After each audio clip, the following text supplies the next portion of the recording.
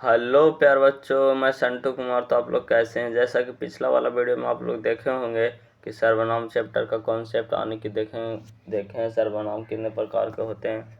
सर्वनाम मतलब कि एक चीज़ मतलब डिस्कशन उसमें करके देखें कि सर्वनाम कितने प्रकार के होते हैं। तो आज देखने जा रहे हैं सर्वनाम का आने की टेस्ट लगाने जा रहे हैं।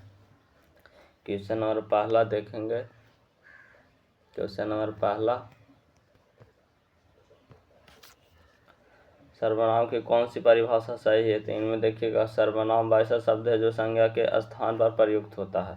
दूसरा देखिएगा, किसी वस्तु के नाम को सर्वनाम कहते हैं। नो, ये तो गलत होगा। जिससे किसी काम का होने या जाने का उसे सर्वनाम कहते हैं, ये भी गलत है।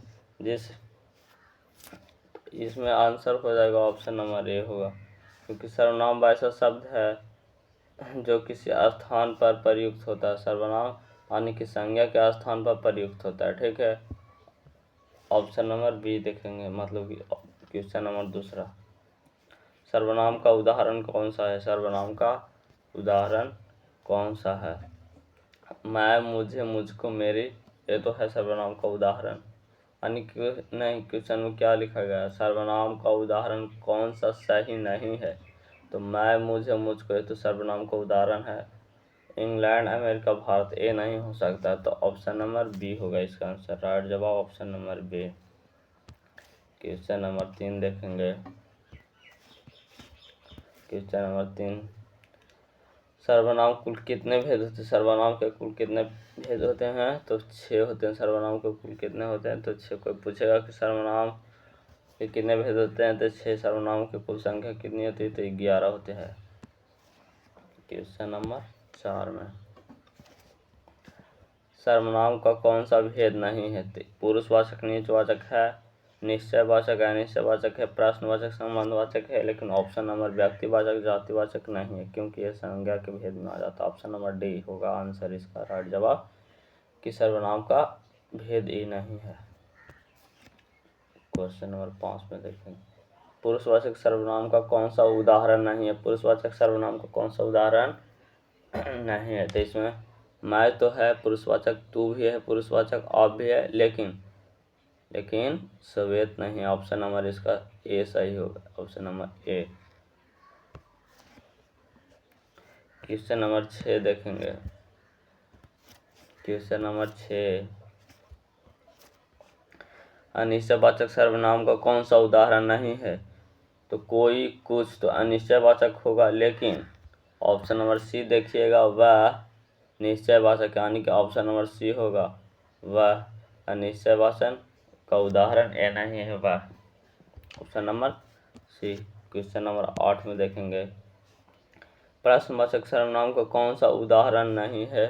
तो इनमें कौन तो है प्रश्नवाचक, क्या भी है प्रश्नवाचक, लेकिन ऑप्शन नंबर बी यह प्रश्नवाचक नहीं है।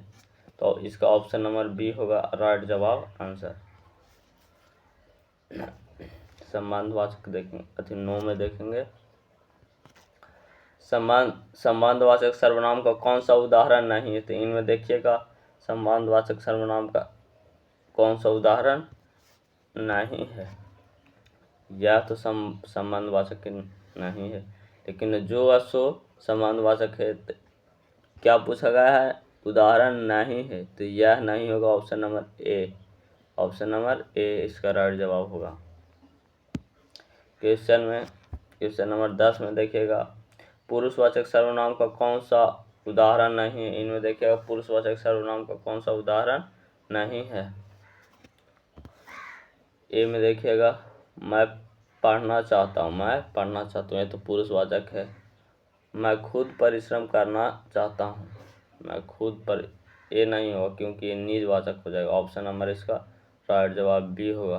पूछा गया क्वेश्चन में, कहते पुरुषवाचक सर्वनाम का कौन सा उदाहरण नहीं है? तो मैं पढ़ना चाहता हूँ, ऑप्शन नंबर ए। ई तो है पुरुषवाचक। तू कहाँ है? तू कहता है ठोकर खाने से अकल आता है, अकल आता है। ऑप्शन नंबर बी भी पुरुषवाचक है, लेकिन ऑप्शन नंबर ए, मैं खुद परिश्रम करना चाहता हूँ, ऑप्शन नंबर बी निजवाचक है। तो इन्हें पूछा गया सर्वनाम का कौन सा उदाहरण नहीं है, मतलब पुरुषवाचक सर्वनाम का कौन सा उदाहरण नहीं है, तो ऑप्शन नंबर बी नहीं होगा। 11 निजवाचक सर्वनाम का कौन सा उदाहरण नहीं है, निजवाचक सर्वनाम का कौन सा उदाहरण नहीं है।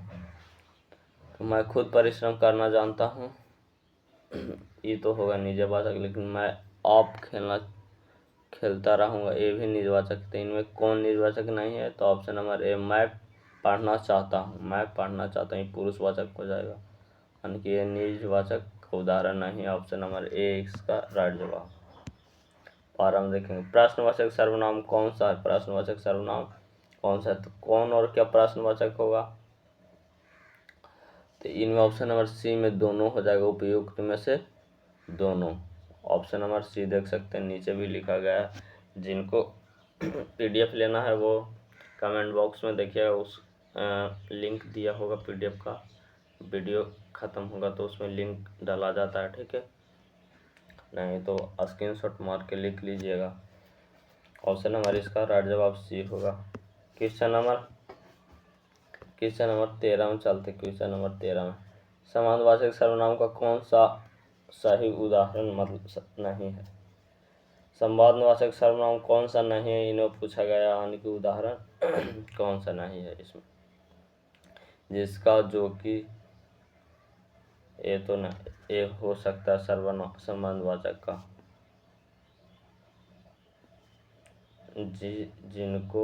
जिनके उपयुक्त में से दोनों संबंधवाचक का उदाहरण नहीं है, इसका राइट जवाब सी होगा। इसका राइट जवाब सी होगा, दोनों संबंधवाचक का उदाहरण नहीं है। क्वेश्चन नंबर 14 कौन आता है, कौन सा सर्वनाम है, कौन आता है, इनमें क्या पूछा गया है। यहाँ पे देख रहे होंगे कि यहाँ पे क्वेश्चन मार्क लगा होगा, और इसका मतलब क्वेश्चन में ही आंसर छुपा हुआ, जहाँ पे क्वेश्चन मार्क लगा होगा उनके प्रश्न पूछा गया, प्रश्नवाचक सर्वनाम होगा। क्वेश्चन नंबर 15 वह कौन है जो बड़ा रो रहा है, वह कौन है जो बड़ा रो रहा है, किस सर्वनाम का उदाहरण है प्यारे बच्चों, किस सर्वनाम का उदाहरण है, प्रश्नवाचक सर्वनाम नहीं, संबंधवाचक सर्वनाम, हाँ, जिसमें जो और सो लगा रहे वो क्या होगा, संबंधवाचक सर्वनाम होगा। इसमें जो लगा हुआ है तो ये संबंधवाचक, ऑप्शन नंबर बी इसका राइट जवाब होगा। क्वेश्चन नंबर 16 ये लास्ट क्वेश्चन है। क्वेश्चन नंबर 16 रोटी मत खाओ क्योंकि वह जाली है, कौन सर्वनाम का उदाहरण, रोटी मत खाओ क्योंकि वह जाली है, कौन सा सर्वनाम का उदाहरण है बताइएगा। प्रश्नवाचक नहीं होगा, संबंधवाचक होगा। Option number B, option number B, रोटी मत खाओ क्योंकि वह जली है, कौन सा सर्वनाम का उदाहरण है, तो संबंधवाचक इसका राइट जवाब होगा, संबंधवाचक। ठीक है, जय हिंद, चलते हैं नेक्स्ट वीडियो में मिलेंगे। अगर आपको अच्छा लगा वीडियो तो लाइक और सब्सक्राइब जरूर कीजिएगा, और अपने दोस्तों को शेयर करने के लिए नहीं भूलिएगा। ठीक, चलते हैं आगे वाला वीडियो में।